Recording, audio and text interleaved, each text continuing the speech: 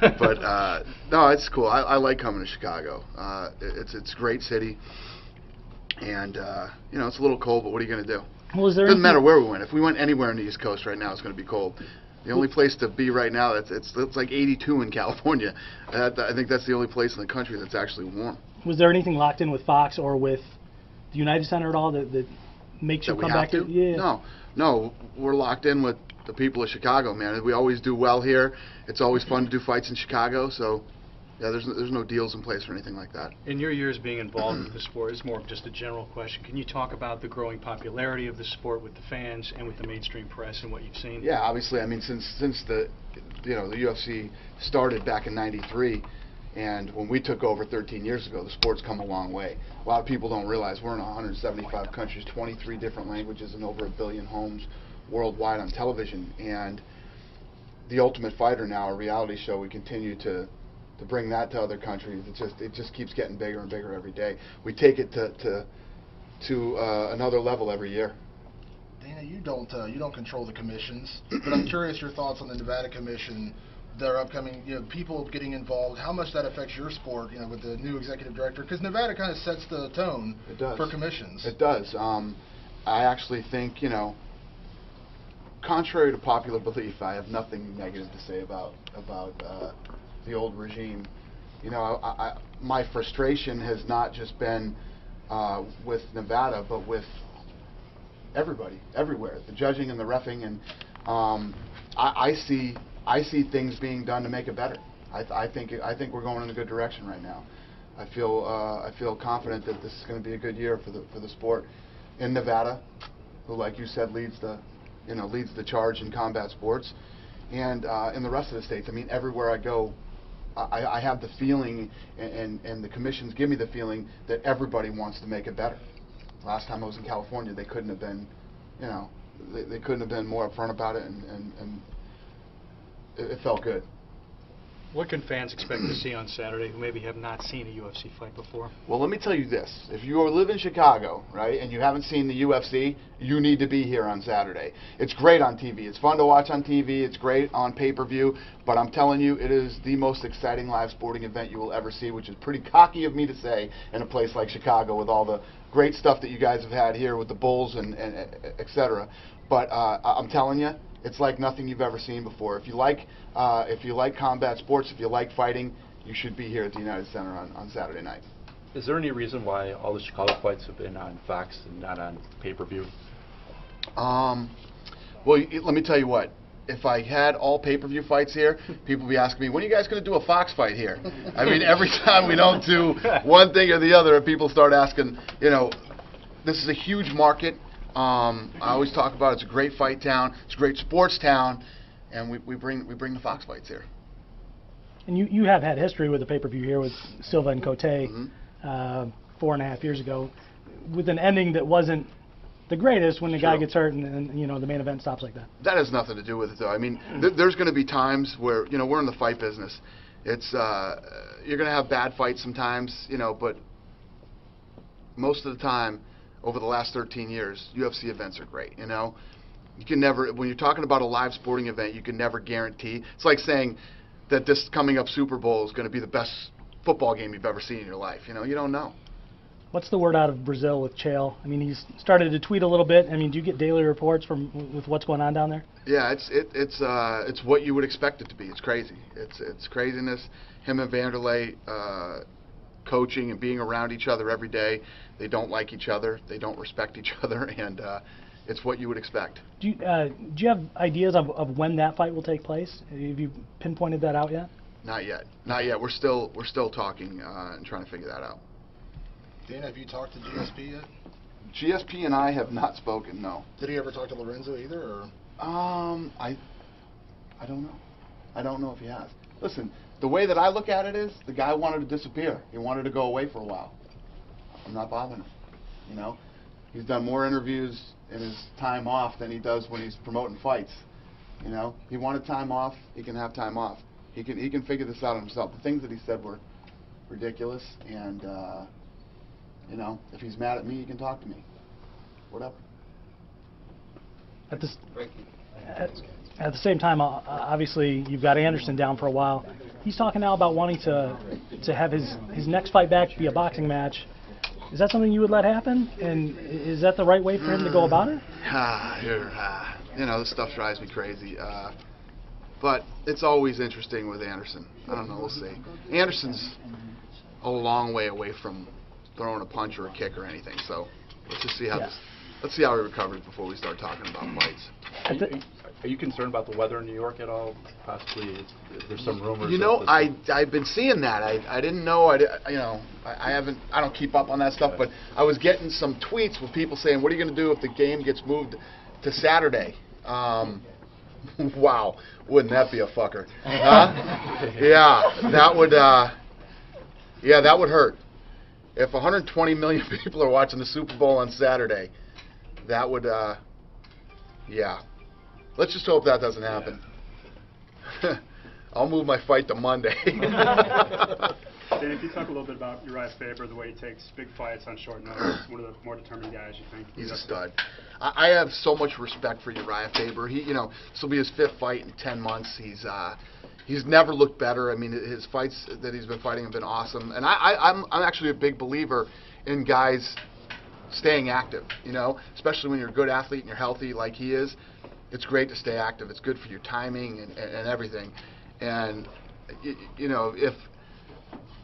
if I could make a Uriah Faber call, like when I called him to take this fight, a conference call so the world could listen, Uriah Faber would be the biggest star on earth, man. He's awesome. When I call him up and I'm like, listen, you're not going to believe this, but Cruz is out again. And obviously he had some things to say about Cruz, and then he's like, wow, this is short notice, man. He was like, he's like, yeah, let's do this, man. I'm ready to, just his attitude, everything about the kid is just, it's awesome. I love Faber. Dana, are you surprised, some of the sport's major stars that seemed indestructible, Anderson, GSP, John Jones, obviously Benson Henderson, they've either lost or come close to losing. How surprised have you been over these recent fights that they've had? Nobody's indestructible, and in this sport, anything can happen, man. It's one of the most exciting things about MMA.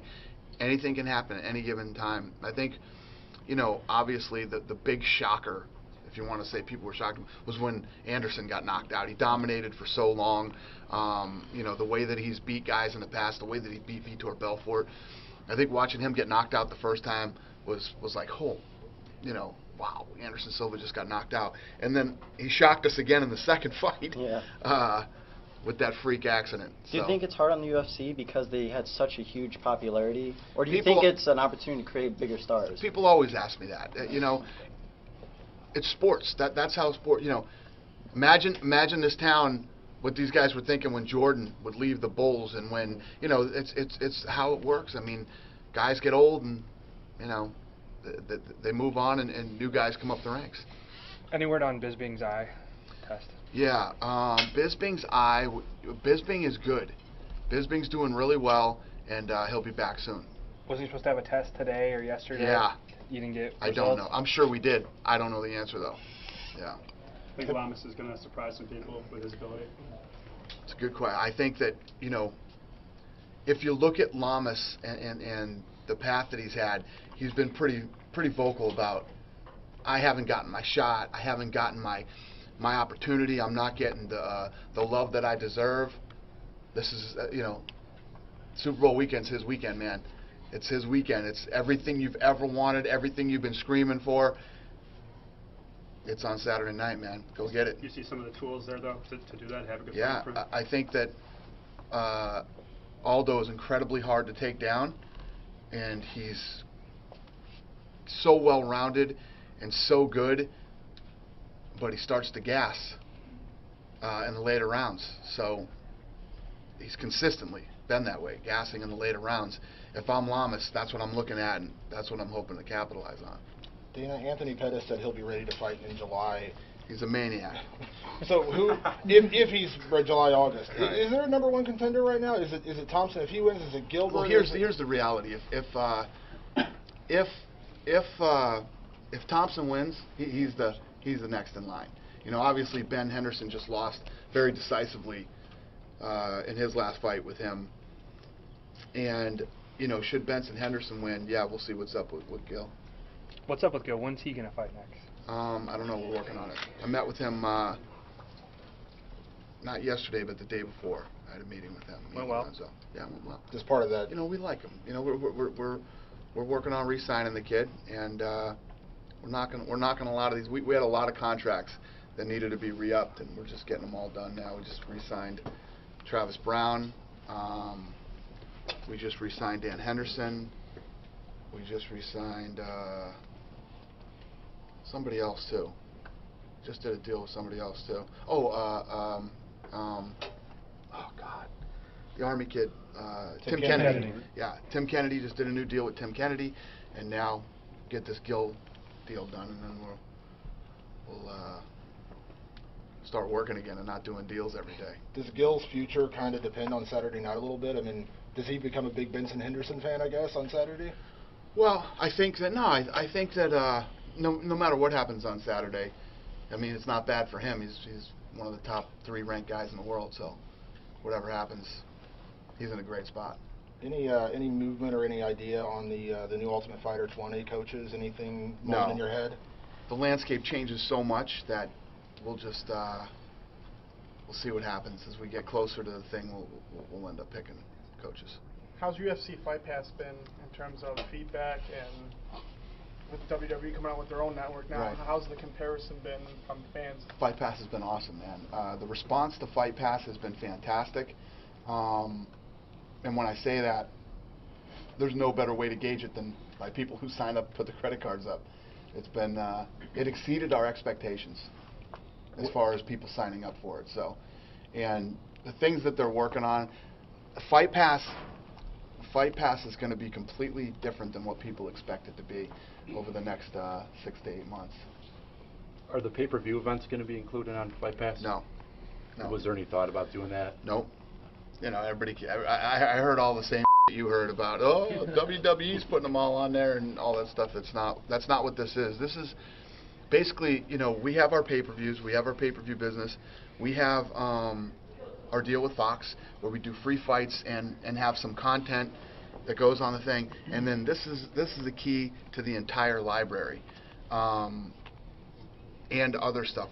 We have original programming that we're going to create on that on the Fight Pass, and we're going after other stuff too that I think will interest a lot of the fans. So, sorry if I missed this at the very beginning. It looked like Vitor reversed course, and he is going to ask for a therapeutic use exemption now for the fight. If he were denied in Nevada, would that change how you guys sanction his fights going forward in Brazil? Nope. Okay. Oh, you mean? If Nevada said no, if Nevada says no, then he fights in Brazil down the road. He couldn't just get one in Brazil. It just doesn't make sense though. Why would Nevada say no to his TRT? I'm pretty sure it's you're not supposed to get one if you've had a positive test in the past, Yeah. and he has in 2006 there. Yeah, it'll be interesting. We'll see. Has there been any more ideas on the scheduling? May? Is it still May, June, or anything set on Weidman Belfort? Yeah, we're looking at.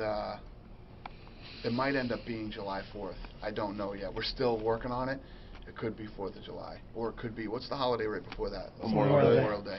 It's going to be one of those. One of the holidays. Yeah. Definitely want the Las Vegas card though. Yeah, it'll be in Vegas. Okay. And you know, Weidman's pushing to make it earlier because he wants to have a normal summer with his family. So he hasn't had a normal summer in a while. So Did you we're get gonna an update try on to his knee though? accommodate that. I know there was a question about his knee. Did you get an update about that yet? Yeah, his knees are good. It was actually both his knees, but they're both good. Talking about the making of stars, Weidman's had 2 fights with Silva. Both were huge pay-per-views. Would you think the expectations are pretty high for his fight with Belfort in terms of the pay-per-view and like star power for Weidman? Yeah, it's a big fight. I mean, if you look at the guy, he's undefeated, and he beat Anderson Silva twice, and now he's going in to face Vitor Belfort. Very interesting fight. If he beats Belfort, oh my God. Where does he You know what rank I mean? either I mean, pound for pound? I know that he's the best. He's number 1. How is he not number 1 pound for pound in the world if he beats Vitor Belfort? It's impossible not to call him the number 1 pound for pound guy. Yeah. What about Barao? You told us last week in I know. Georgia that Well, Barao is right there too. If he beats Vitor, Barao's number 2. But again, you look at Barao. Barao hasn't lost a fight in 8 years. Right. That's such. I mean, when you talk about like Anderson Silva's run, and guys that go on these runs to go undefeated in any sport for 8 years. I mean, if you're playing fucking basketball, football, boxing, you know, I mean, one of the things that makes Floyd Mayweather's how long the guy's gone unbeaten, because every dog has his day, man. There's got to be days when you go in to perform and you just don't feel it. You're not there. And whether he has or hasn't, the dude has been there 8 years and has never been beat. It's huge in this sport. The wind chill is supposed to be like -25 tonight. I know you say bad shit happens every day, but are you concerned somebody gets sick and they can't fight Saturday or anything like that? That's always when you put on fights in the winter, you know, no matter where we are, anywhere in the world, it's a risk you run of guys getting sick. Yeah, I try not to think about that stuff. You know, normally when guys get, like, this is literally, let's say we got a big fight coming up, right? The guy's flying on Monday.